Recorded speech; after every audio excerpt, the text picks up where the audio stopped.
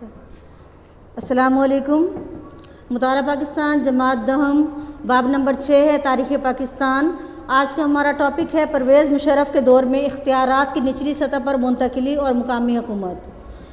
इस टॉपिक को समझने से पहले हमें इस बात को जानना होगा कि मुकामी हुकूमत क्या होती है, इसका तारीख़ी पस मंज़र क्या था और परवेज़ मुशर्रफ के दौर तक आते तक मुकामी हुकूमत की सूरत हाल क्या थी।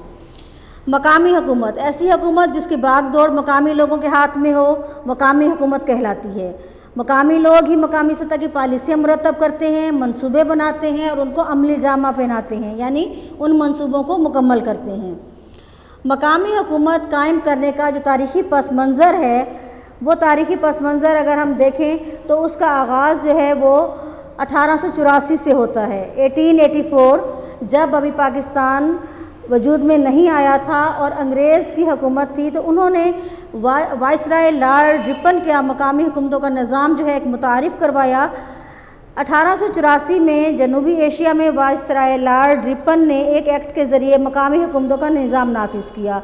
उसने ज़िला और तहसील की सतह पर मकामी बोर्ड कायम किए जिनके ज़िम्मे मकामी लोगों के मसाइल हल करना थे, लेकिन ये अदारे लोगों के मसाइल हल करने में नाकाम रहे क्योंकि उनके पास ना तो इख्तियारात थे और ना ही उनके पास वसाइल थे। पाकिस्तान के क़याम के बाद सदर अयूब ख़ान का जो दौर आया, उन्होंने बुनियादी जमहूरियतों का एक निज़ाम कायम किया। उन्होंने अपना एक हुक्मनामा 27 अक्टूबर 1959 यानी 1959 को जारी किया, जिसके मुताबिक पाकिस्तान में मकामी हुकूमतों का एक निज़ाम लागू किया गया जिसे बुनियादी जमहूरियत का नाम दिया गया। इसका अहम मकसद ये था कि इख्तियारात की निचली सतह तक मुंतकिली और अवाम के मसाइल का हल उनके बुनियादी सतह पर उनके नुमाइंदों के ज़रिए ही किया जाए। ये निज़ाम भी कोई तब्दीली ना ला सका, इसलिए हुकूमत की तब्दीली के साथ ही ये निज़ाम भी ख़त्म हो गया।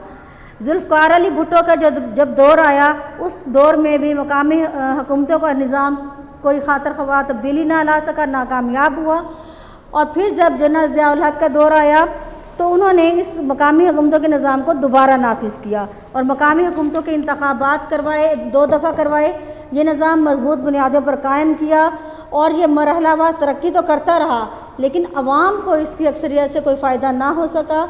आज जो हमारा टॉपिक है ये मैं यहीं तक आज आप लोग करेंगे। जब परवेज़ मुशर्रफ के दौर में ये काम हुआ तो उसमें क्या तब्दीली आई, इसको हम इंशाअल्लाह नेक्स्ट लेक्चर में डिस्कस करेंगे और इसको आपने तवज्जो से याद करना है ताकि आपको बाद में कोई परेशानी ना हो। अल्लाह हाफ़िज़।